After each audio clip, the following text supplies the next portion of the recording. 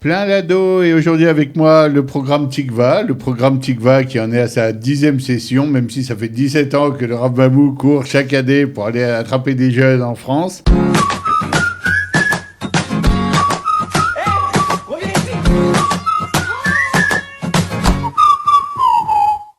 Rav Mamou, bonjour. Shalom. Ça va ?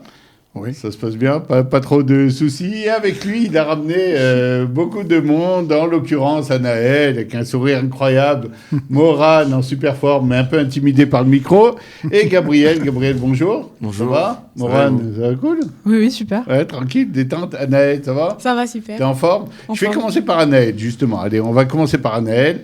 On donnera la parole au Rav Mamou après, qui nous explique un peu les tenants et les aboutissants. Mais ces trois jeunes ont commencé le programme il y a combien de temps, Anaël ? 3 mois. 3 mois. Début octobre, ouais. 3 mois, et déjà tu sens que ça va, ça commence à rentrer un peu, l'hébreu, le truc. Ouais, c'est difficile de s'habituer, c'est une mentalité hyper différente de la nôtre, c'est des habitudes différentes, on est seul, on n'a pas avec nos parents, on n'a plus nos habitudes, nos repères, mais petit à petit, ça vient.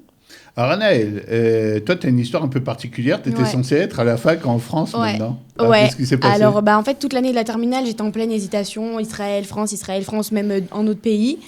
Et à la fin, tu as tranché France, voilà. Et donc tu es en Israël. Ouais.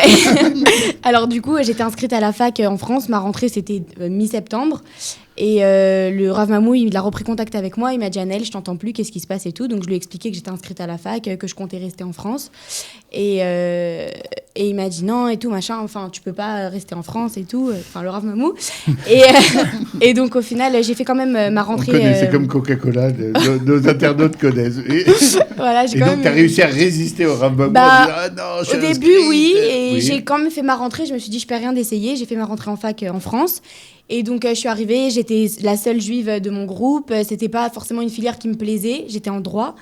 Et donc là, tu as levé le téléphone.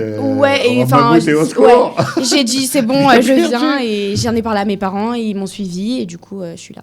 Anaël, on revient vers toi tout de suite. On va passer à Moran, qui attend là-bas. Alors, Moran, toi c'était clair, tu voulais partir en Israël ? Ah non, pas du tout. T'as pas inquiet, oui. Ah, c'est ça. Alors moi, vraiment... Moran, toi, t'étais d'où, toi ? Moi, je viens de Béziers, dans le sud de la France. Ouais, ok. Et donc, Rav Mamou, un jour, loupe sa sortie d'autoroute. Il veut monter vers Bordeaux, il se gourre et il va à Béziers. Alors, qu'est-ce qui se passe là-bas ? C'est ça. Alors, en fait, quand j'étais en année de première, le Rav Mamou, il a essayé d'attirer mon grand frère pour faire Tikva. Et moi, d'une oreille distraite, j'étais à côté, j'écoutais, et d'abord, ça m'a intéressé. Et c'est super ce que tu dis, mais il faut arrêter avec ce vocabulaire. On dirait que le Rav Mamou est à l'affût pour essayer d'attirer des mecs. C'est pas une araignée. Il a essayé de faire la promotion. Il a fait la promotion de son programme auprès de ton frère. Ça n'a pas marché du tout, sauf que toi, t'écoutais, t'as dit... C'est ça, moi j'écoutais. Alors, en plus, de base, moi j'hésitais. Je voulais aller au Canada, en France, en Angleterre, je savais pas trop. Ouais. Et au final, j'ai dit, allez, pourquoi pas, d'Israël, on verra. Ben écoute, c'est très intéressant. Et Gabriel a aussi une histoire pas mal, parce qu'il n'y en a pas un qui avait visé Israël en se disant, je vais y aller. Alors Gabriel, toi, c'était quoi ? Alors moi, j'ai été à la sortie du bac, je savais pas encore trop quoi faire. C'était Diavené, c'est ça ? C'est ça, Diavené écoles parisiennes. Voilà, Diavené Paris. Et donc j'ai eu mon bac et tout ça, et après je me suis dit j'ai envie d'aller tester une expérience à l'étranger, et l'Amérique m'a beaucoup plu, donc j'ai fait toutes les démarches pour aller à l'école et tout ça. Du coup, téléphone à Donald. Voilà, Donald, exactement. Tu m'arranges le coup, ouais. Voilà, et au final, arrivé à l'ambassade et tout ça, j'ai pas réussi à avoir mon visa pour partir. Pas de raison. Okay. Et donc je me suis retrouvé fin octobre, parce que j'étais pas là pour les Tioulim de Tikva au départ. Et donc, je me suis retrouvé fin octobre à aller peut-être commencer une école en France. Et une chose d'une autre, le Rav Mamou, il m'a appelé. Et je me suis dit, j'ai envie d'aller tester une année sans mes parents, un peu loin, apprendre à vivre tout seul. Et vraiment, je suis content de cette année.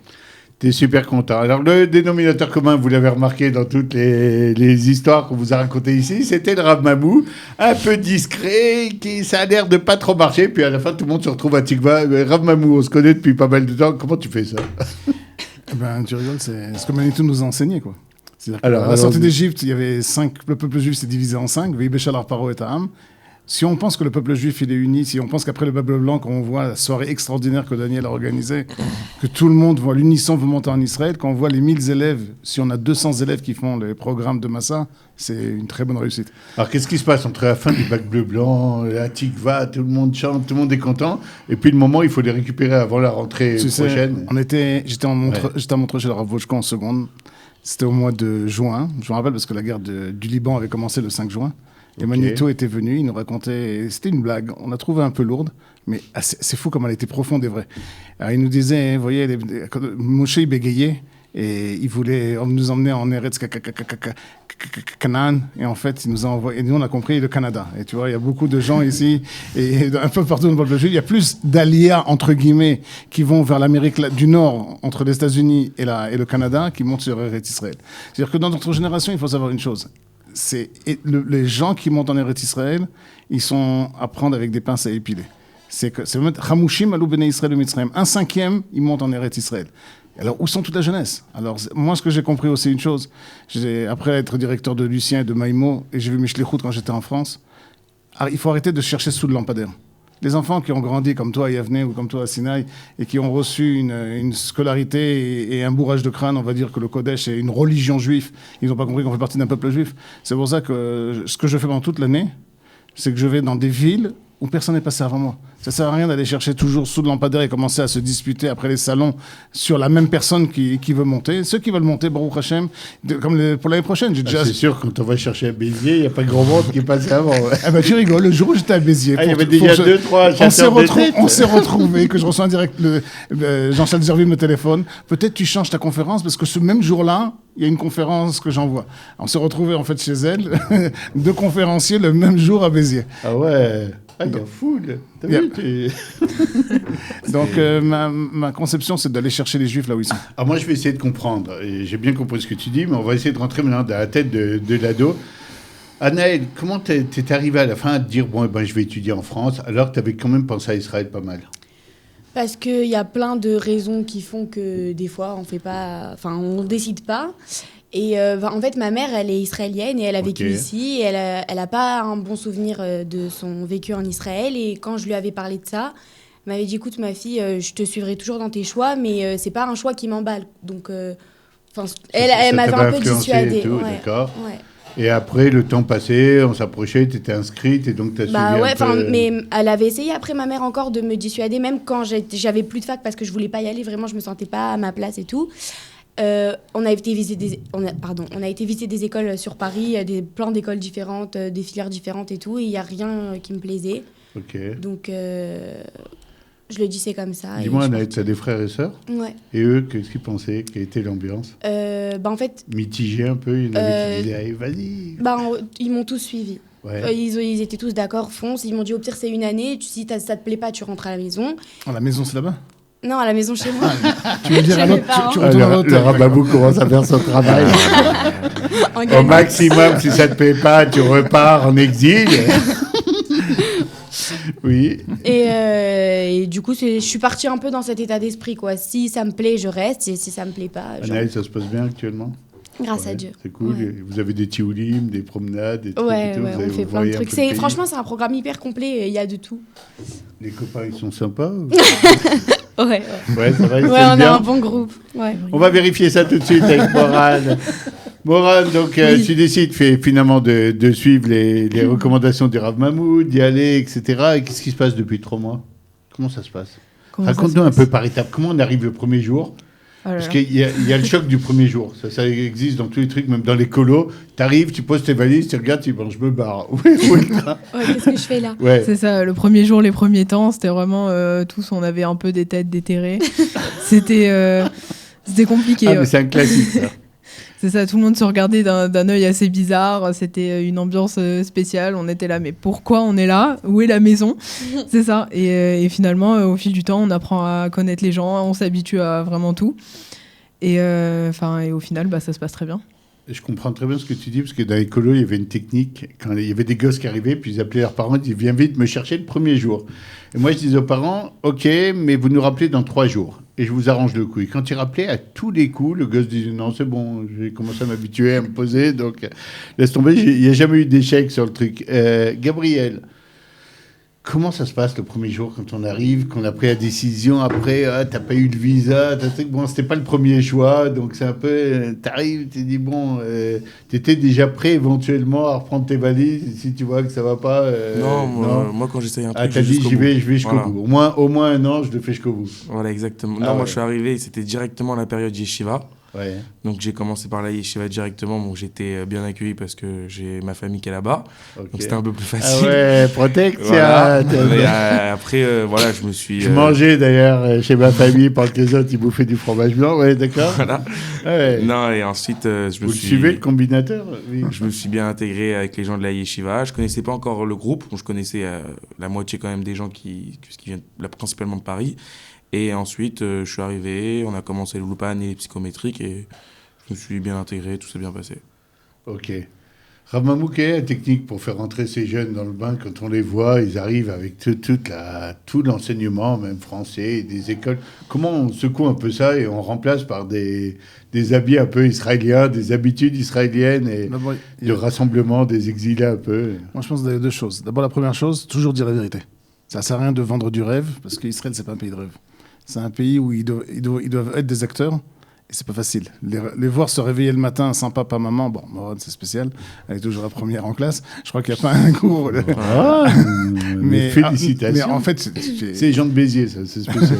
À Paris, c'est le coq qui les réveille. À Paris, c'est très difficile de réveiller les Parisiens. Ils ont un problème. Tu te rappelles les voitures à l'époque, ils avaient le start. Problème de débarrage. De débarrage du matin. Surtout quand il fait froid un peu. C'est ça. Donc, la grande difficulté, c'est toujours, même quand on a fait le Shabbat à Paris, où j'ai réuni tous les élèves, je leur dis toujours vers quoi ils vont aller. Ça ne sert à rien d'en donner du rêve parce qu'après, il y a la chute. Vous m'avez dit. Ça, je ne veux pas l'entendre. Au contraire, le principe, c'est comme Pirkei Avot. Tu dis peu et tu fais beaucoup. C'est-à-dire que tu leur donnes, tu as besoin de tout leur dire, tous les cadeaux que tu vas leur donner, toutes les expériences qu'ils vont vivre.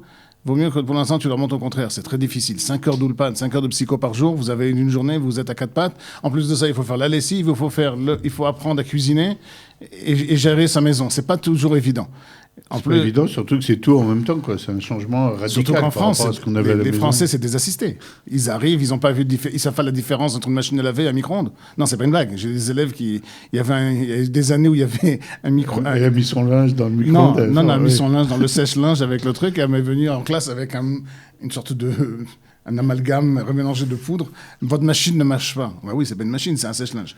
Tu comprends, à la maison, elle n'avait jamais fait de sa vie de linge. Compris, alors, tu imagines quand les valises ils débarquent tous. Plus la fille est petite, plus les valises sont grandes. Ça aussi, c'est une fonction mathématique. Parce qu'il y a la valise de chaussures et la valise de... on voit l'expérience. Alors, tu as la valise de chaussures qui débarque, et tout d'un coup, un élève très sérieux, il disparaît, 8h, 8h20, non, 8h30, il est déjà 8h35, 40, 45, il n'est pas à de téléphone. Et elle en pleure, arabe, j'ai rien à me mettre. Ah oui, bien sûr, parce qu'à la maison, quand tu laisses le linge sale par terre, tu vas à l'école, tu reviens, tout est lavé, plié, rangé dans l'armoire et le repas est déjà dans le frigo. Ils ont l'impression aussi que la chaîne alimentaire, ça tout le frigo, maman, qu'est-ce qu'il y a à manger? Et là, tout d'un coup, ils ont tout sur eux. Et c'est pas facile du tout. Alors, d'abord, c'est de leur dire la vérité. De leur montrer que s'ils veulent réussir leur alia, il faut arrêter de commencer à pleurer. De toujours, c'est pas la faute de l'autre, c'est ma faute à moi. Quand tu leur dis les choses en face, c'était tout le temps à leur écoute, t'étais tout le temps avec eux, et surtout tu leur dis toujours la vérité, je pense que c'est comme ça que j'arrive à être en contact avec eux par rapport à ça. C'est génial. On va passer à Anaël pour savoir, Anaël, t'es déjà mariée ou pas encore? Non. Parce que le Rav Mamou a une réputation. Il y a les parents qui écoutent. Ah oui, excusez-moi. On rigole. Ça non, le Rav Mamou a quand même la réputation de caser combien de pourcentage de ses élèves jusqu'à aujourd'hui? En première année, en général, vous finissez l'année, vous devez avoir la bague au doigt. Mais vous arrivez à tenir pour l'instant, c'est bon? Bah... non, je suppose que c'est pas l'essentiel du programme, ça, c'est en filigrane. Non, mais c'est bien parce que tout le monde pense, ouais, c'est un programme religieux, enfin, quand même. Donc, du coup, on peut pas parler de tout et tout, mais franchement, je sais que le Rav, par rapport à ça, il est vachement à l'écoute et que si j'ai besoin de lui en parler, je pourrais, quoi. Ok. Alors, comment ça se passe? Donne-moi une journée type, un peu. En ce moment, parce qu'il y a plusieurs périodes dans le programme. En ce moment. Ok, alors en ce moment, par exemple, aujourd'hui, on a commencé à 8h30, on avait cours d'Ulpan jusqu'à 13h. Okay. Après, on a une petite pause d'1 heure. Et après, on a un module de psychométrique. Ça veut dire qu'on a des exercices de psycho sur nos ordinateurs. Pour préparer des psychométriques, c'est quelle date? Vous savez déjà à peu près? 6 avril. Ok. Ouais. Du coup, voilà, c'est pour pour s'entraîner et genre le faire en classe, quoi, parce qu'à la maison, on travaille peut-être pas forcément et tout. Donc, au moins, on est dans une ambiance de travail, quoi. J'ai compris. Moran, comment on fait pour gérer Israël, qu'on le veuille ou non, sauf cette dernière période où il pleut sans cesse, Baruch Hashem. Mais il y a aussi une petite atmosphère de vacances en Israël. Soleil, machin. Comment on fait pour rester sérieux quand même et bosser? Ouais, actuellement, il n'y a pas de soleil. On est débarrassé Heureusement que t'as posé la question, problème, Moran. heureusement. Mais il y a eu des époques très dures. Comment on fait pour rester avec le focus sur ouais, il faut que j'apprenne l'hébreu, c'est super important, c'est un vecteur d'intégration le plus important. Il faut que je passe mes psychos. Comment on garde le focus? C'est ça, c'est vrai qu'on arrive en Israël, bon, c'est pas les vacances, mais bon, il y a plus les parents, on peut sortir, découvrir une nouvelle ville. Donc après, pour se concentrer, bon, ça, c'est... Ils ont lâché le Rav Mamou avec un radar. T'es où? C'est ça. Oui. Non, après, pour travailler, c'est plus selon la volonté de chacun, mais bon, on se doute qu'on se doit d'être un peu plus responsable, vu qu'on est seul. Et voilà, c'est ce que j'ai l'air de dire. Moran, tu sais, tu as déjà, même si ça fait que 3 mois, qu'il te reste encore de longs mois avant de finir le programme, tu as déjà envisagé un peu la suite? Tu sais un peu ce que tu veux faire déjà? Oui, alors l'année prochaine, je pense que je vais faire un service civil. Et après, moi, je suis très, très études, donc je suis déjà en phase... je réfléchis à ce que je veux faire plus tard à l'université. Et actuellement, quelle est la direction? J'aimerais bien faire psychologie à Ok. Bar-Ilan, l'université de Bar-Ilan.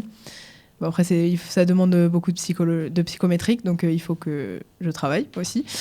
Mais après, c'est vrai qu'il y a beaucoup de possibilités en Israël pour les jeunes, beaucoup plus qu'en France. Et ça, je pense que tout le monde le remarque rien qu'en arrivant. Ça n'a vraiment aucun rapport. Ici, comme a dit le Rav Mamou, c'est un pays pratique, il faut faire les choses, mais d'un autre côté, tu as le droit de rêver, de courir derrière tes rêves. Il y a pas de... Tu peux C'est ça. réussir si tu crois. Il n'y a vraiment pas de limite. C'est, quand j'étais en France, j'avais qu'une idée, c'était un peu très très précis. Et ici, c'est vraiment, j'ai eu le droit à tous les possibles. J'étais, peut-être que je peux faire ça ou ça. Ou Ouais, ça. l'âge, c'est pas une barrière. C'est ça. Toi aussi, tu sais ce que tu veux faire? Pas vraiment. Enfin, Pas plus encore. ou moins, mais je sais pas, on verra. Tu en parleras avec ton mari, etc. Le Rav Mamou s'occupe de ça d'ici 2-3 mois. Tu n'auras plus de soucis. Il y aura quelqu'un avec qui tu pourras penser. Gabriel, monte tes mains. Ça va? Célibataire, ouais. Quelles sont les perspectives un peu pour toi? Pour l'année prochaine. Ouais. Tu as déjà une petite idée? Tu as téléphoné à Trump, tu lui as dit c'est bon, arrange-moi le coup, j'aurais fait 1 an en Israël. Je sais pas trop encore, mais si ça serait une option de rester ici, ça serait d'abord de faire l'armée l'année prochaine, puisque c'est important quand même de rendre au pays ce qu'on doit. Et ensuite, ça serait d'intégrer l'université hébraïque de Jérusalem pour faire de la finance ou des mathématiques. Voilà. C'est très joli. Je vais t'apprendre un truc quand même. Quand tu fais l'armée, tu ne rends pas au pays ce que tu dois. Tu vas voir que le pays te donne énormément. Le jour où tu finiras l'armée, tu comprendras que tu es un autre bonhomme et tu diras waouh, qu'est-ce que j'ai reçu. Tu auras l'impression de donner, effectivement, mais à la fin, tu auras reçu. Rav Mamou, ma question est la suivante. Je vois des jeunes qui sont extraordinaires pour moi ici, qui sont en pleine recherche d'abord d'eux-mêmes, qui sont en pleine envie d'apprendre et de regarder. Comment on gère toute cette énergie pour l'amener à un endroit positif? Tu sais, d'abord, un Rav, c'est l'élève de quelqu'un. J'ai été l'élève du Rav Bochko à Montreux. Et c'est Rav Moshe qui nous a donné, on était aussi un petit groupe à Montreux, et regarde aujourd'hui où sont tous les Montreusiens quelque part. Et c'est lui qui nous a allumé notre Neshama. C'est lui qui est... Et je pense que ce qu'il faut parler les jeunes, ce qu'ils ont besoin d'écouter, c'est pas un discours qui est sensé, qui est intellectuel, qui est par le cerveau, qui est d'abord qui parle par le Neshama. Et qui comprennent qu'on leur parle à eux. Et chaque élève, c'est quelque chose. Des fois, ils ont le même bac, ils ont les mêmes mentions, ils ont les mêmes trucs. Pourquoi un j'envoie à Bar-Ilan, un autre au Technion et un autre à Beersheva? Parce que c'est 3 personnes différentes et 3 personnes qu'il faut qu'ils se mettent là où ils doivent être. La deuxième chose, c'est que mes anciens, ils m'aident beaucoup. C'est-à-dire que Tikva, c'est pas seulement une année, c'est une famille entière. Ils rencontrent beaucoup d'anciens qui viennent les rencontrer, leur parler. Et la dougma ishit, c'est ça, rien de leur dire. C'est comme l'éducation avec tes enfants, avec tes propres enfants. Tu ne peux pas dire à tes enfants, fais quelque chose si tu fais le contraire. La meilleure façon de le faire, c'est de le faire toi-même. Alors quand tu le fais, même si tu le dis pas, le non-dit est beaucoup plus fort que le dit. Et je pense que lorsque ils voient autour d'eux, il y a Baruch Hashem plus de 400 Bogrim qui sont en Israël, plus de 94% en 17 ans sont restés ici, et ils voient. Et on rigole beaucoup sur le mariage, mais c'est la meilleure façon de prendre, si tu fais attention, lorsque Yaakov il arrive avec famille nombreuse, Oleh Hadash, avec ses 4 femmes et ses 12 enfants, et sa femme qui était enceinte du 13e, le seul enfant qui va nous donner la clé d'Eretz Israël, c'est celui-là qui est né ici. C'est-à-dire, c'est Binyamin. C'est la clé d'Eretz Israël. Je vois très bien que les jeunes, c'est des électrons libres. De toute façon, les parents, ils croient qu'ils travaillent parce qu'ils sont dans une grande académie, Bar-Ilan, Technion. Non, c'est pas ça. Lorsqu'une personne elle est déjà mariée, je vois mes élèves quand ils se marient tôt, plus ils se marient tôt, plus ils font des études très loin. Doctorat et maîtrise, ils finissent leur licence et ça va beaucoup plus loin. Parce que lorsque tu es marié et tu as des enfants, tu vois le monde d'une autre façon. Tu as une autre responsabilité. Et c'est ça qu'il faut leur donner. Il faut leur donner cette responsabilité qu'on appelle la achayut en Israël, c'est-à-dire en hébreu, qui ne veut pas dire seulement s'occuper de sa propre personne et de kiffer sa propre personne, c'est de vivre déjà avec un couple et avec des enfants. Et lorsqu'on est un couple, ça ne veut pas dire qu'on ne va pas avoir des copains. Et je vois les Shabbatot de mes anciens élèves où ils font des Shabbatot comme s'ils étaient à Tikva ou comme ils étaient à l'Archara à l'époque. Ils m'envoient des photos, des fois, tout d'un coup, en Shabbat, on a fait un Shabbat, on était une quinzaine ensemble avec tous les petits-enfants et ils te mettent devant moi j'appelle ça les Tikva Next Generation, la nouvelle génération de Tikva. Et c'est quelque chose d'énorme. On a la 10e année, j'arrive pas à trouver un hôtel. Et là, si quelqu'un peut m'aider, alors vraiment, je suis hyper intéressé à trouver. Un appel, tout à fait. Je cherche un hôtel pour au moins 300 personnes pour faire le Shabbat de la 10e année de Tikva. Comme ça, ils vont tous se retrouver et ils vont tous pouvoir trouver un tuteur, un exemple, un Dougma Ishit, un exemple vivant qui va pouvoir leur montrer le chemin. C'est très important, ça, ces belles rencontres, ces rencontres, parce qu'effectivement, on va toujours s'identifier à un couple, à un jeune, à un conférencier, etc. Je vais faire un dernier tour, mais celui-là, il va être très court, parce que le temps maintenant encore un peu derrière. Moran, tu as déjà fait une rencontre intéressante comme ça, quelqu'un où tu as vu, tu as dit, waouh, c'est sympa, j'ai envie d'être un peu comme ça. Des anciens Tikva ou ouais, des anciens Tikva, ou même en général, parmi les trucs que vous avez fait, vous avez déjà... Parce que profiter, c'est une année où il faut essayer de trouver... Dans ces rencontres-là, c'est comme ça qu'on se construit le plus. Ça arrive qu'il y ait quelqu'un, tu vois, et qui tu dis, tiens, je me vois bien dans cette situation, avec ce look un peu... Moi, ça m'est déjà arrivé à l'époque, on était en France, et puis venait le chaliard, c'était un envoyé de l'agence juive, puis il arrivait avec ses 2-3 enfants, et quand tu le voyais, tu dis, tiens, j'aime bien la famille, là, j'aimerais bien construire un truc qui ressemble à ça. Alors, on reste dans le domaine Tikva, même si c'est pas un ancien. Mais je vais parler, c'est notre prof de psychométrique. Il s'appelle David Furtos. Il est incroyable. Vraiment, c'est quelqu'un de très vivant. Il nous a raconté sa vie. Il a voyagé dans le monde entier. Mais il est quand même retombé en Israël au final. Il a une famille. Il est très artistique, très créatif. Il est vraiment, depuis que j'ai rencontré, j'ai trouvé un peu un modèle. Et il est un peu ce à quoi j'aspire pour plus tard. Tu as très bien répondu. Gabriel, tu as déjà eu une belle rencontre comme ça, ou elle est à venir un peu? Non, j'ai déjà rencontré des gens. C'est comme ça d'ailleurs que je me suis intéressé à l'université hébraïque de Jérusalem. Okay. Et notamment aussi, moi ça vient aussi là du Merkaz, à Tid, où on fait les cours. Il s'appelle Raphaël Azoulay, qui est très fort en mathématiques. Je connais très bien, il était notre invité il y a quelques sessions. Aussi. Voilà, et il m'a donné un peu des directives et tout ça. Et je trouve que c'est un homme avec un bon modèle à suivre dans la vie. Un super modèle, un type très modeste comme ça, qui fait des trucs extraordinaires et qui reste dans des proportions. Super bonhomme. Anaël, il y a déjà eu une belle rencontre comme ça? Ouais, il y en a eu 2. Déjà, il y a le guide avec qui on a fait les Tioulim, Moshe. Il est derrière toi. Ouais. Ouais, il est sur la photo. Ok. Je trouve que c'est quelqu'un de très inspirant qui, enfin, je sais pas, il a une façon de parler, une façon de raconter, de voir la vie et tout que j'aime beaucoup. Donc voilà, donc j'adore Moshe. Et sinon, il y a aussi un couple avec une copine que j'ai rencontrée ici. On avait passé Shabbat chez eux, donc Leslie et Nathan. Zoberman. Oui. Okay. C'était des élèves du Rav il y a très longtemps. Très longtemps. 94-96. Voilà. Et l'autre siècle. 5 ans. Et au Moyen-Âge. C'est un couple qui a des enfants et tout. Et j'aime beaucoup comment ils élèvent leurs enfants, comment ils vivent et tout. Leur vie en Israël et tout. Ils sont complètement adaptés à la mentalité. C'est pas les Français qui sont venus en Israël et qui sont restés français avec leurs habitudes de français. Ils sont vraiment rentrés dans le truc d'Israël et tout. Et j'aime beaucoup comment ils vivent. Et je pense que justement, la plupart des couples qui se sont rencontrés à Tikva ou en Israël, ou en tout cas par le biais du Rav Mamou, la plupart de ce que je vois, c'est des couples très sains qui se sont bien trouvés, qui sont bien ensemble. Et franchement, c'est rassurant. En tout cas, vous avez été super, les trois. Vraiment, vous avez sorti des exemples, etc. Incroyable. Hein. Ils répondent bien, ces jeunes-là. Vous revenez quand vous voulez. Rav Mamou, le mot de la fin un peu. Comment après autant de sessions de Tikva et avec toutes les difficultés, on sait comment c'est dur et de recruter et de tenir financièrement, etc. En dehors de la Emouna, qui, je sais, chez toi, est très, très grande, comment on fait pour avoir encore l'envie, l'année prochaine, de faire Tikva 11 et de retrouver la pêche? La réponse, c'est eux. C'est-à-dire que lorsque c'est vrai, c'est tout à fait ça. C'est lorsque je vois les élèves, et d'abord le programme Tikva, il a évolué, il a changé, le nom déjà porte les 4 parties, Torah, identité, volontariat académique. Le cas, c'est la Gdoucha, bien qu'une Kala, il y a pas longtemps, m'a pris le micro et m'a dit non, c'est plus la Gdoucha, c'est les Kiddushin, parce que vous avez marié déjà sur les 400 Combien il a bien formaté, la Kala. Il y a plus de 1000 mariages, là, je pense. Combien de mariages, Rav? Alors, plus que de gens qui ont participé à Tikva. Non, oui, bien sûr, parce qu'il y a des pièces rapportées. Ah, oui. Des fois qui viennent du Rav Kli, magnifique. qui vient d'ailleurs. Mais on a dépassé déjà les 113. Toute la journée, il a une centrale avec le Rav King. Oui, qu'est-ce que t'as comme fille? Moi, j'ai 2 mecs. C'est Montreux, c'est ça. On est très fort, le réseau Montreux. Donc, ce que j'essaye d'adapter aussi le programme à chaque génération, parce que Tikva 10, aujourd'hui, c'est une autre génération. Eux, ils ont un problème, ils sont tous avec une clé USB directement sur leur cerveau, avec leur téléphone. C'est Matrix. Ah, complètement, mais tu peux t'imaginer. Il n'y a plus de récréation. Ils sortent plus en récréation.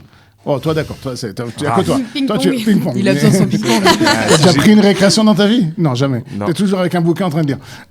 Ou avec un téléphone. Tu comprends? Il faut s'adapter à la génération, il faut rester jeune. Et surtout, leur donner de toujours évoluer en fonction de la société israélienne. Alors moi, chaque année, en fait, d'abord la première question, c'est à ma femme, parce que c'est pas mon histoire, ma vie, c'est une histoire de couple. Est-ce qu'elle me donne la possibilité de continuer à faire ce que je fais? Et lorsqu'on voit les jeunes, ils viennent à la maison, il y a beaucoup autant que Rav Moshe nous ouvrait notre maison, nous on a ouvert leur maison. Rav Moshe, c'est Rav Moshe Bochko à Montreux. On était tous les Shabbatot et régulièrement chez lui à la maison. Nous, les Chagim, ils sont chez nous à la maison avec mes enfants. On a fait des soirées à la maison, des soirées crêpes, des soirées, des tas de choses ensemble. Et lorsque les enfants, les élèves, ils ont une place dans notre maison, c'est là où je me pose la question, est-ce que j'ai encore la force d'ouvrir une autre... J'essaye pas de faire un chiffre, j'essaye chaque année de donner ce que je peux donner.